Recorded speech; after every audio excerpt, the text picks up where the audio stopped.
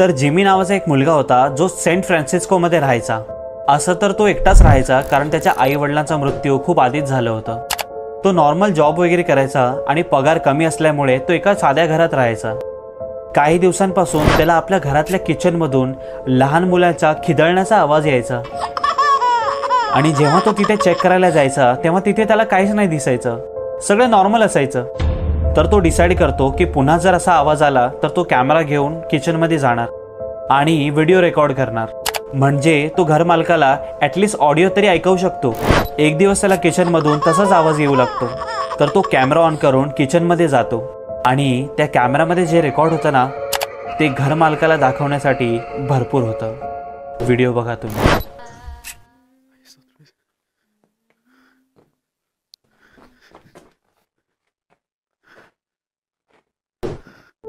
Do follow for more videos.